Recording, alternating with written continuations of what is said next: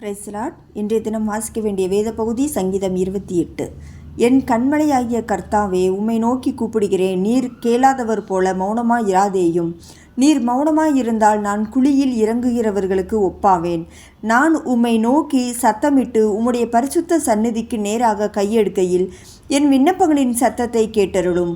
அயலானுக்கு சமாதான வாழ்த்துதலை சொல்லியும் தங்கள்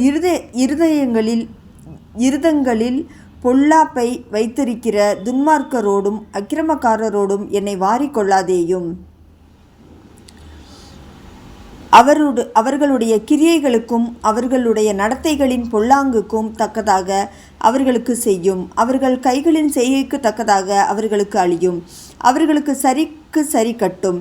அவர்கள் கர்த்தருடைய செய்கைகளையும் அவர் கரத்தின் கிரியைகளையும் கவனியாதபடியால் அவர்களை இடித்து போடுவார். அவர்களை கட்டமாட்டார். கர்த்தருக்கு ஸ்தோத்திரம். அவர் என் விண்ணப்பங்களின் சத்தத்தை கேட்டார். கர்த்தர் என் பெலனும் என் கேடகமுமாயிருக்கிறார். என் இருதயம் அவரை நம்பியிருக்கிறது. நான் சகாயம் பெற்றேன். ஆகையால் என் இருதயம் களி கூறுகிறது. என் பாட்டினால் அவரை துதிப்பேன். கர்த்தர் அவர்களுடைய பெலன்.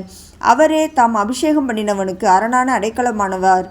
தேவரீர் உமது ஜனத்தை இரட்சித்து உமது சுதந்திரத்தை ஆசீர்வதியும். அவர்களை போஷித்து அவர்களை என்றென்றைக்கும் உயர்த்தி அருளும். ஆமென்.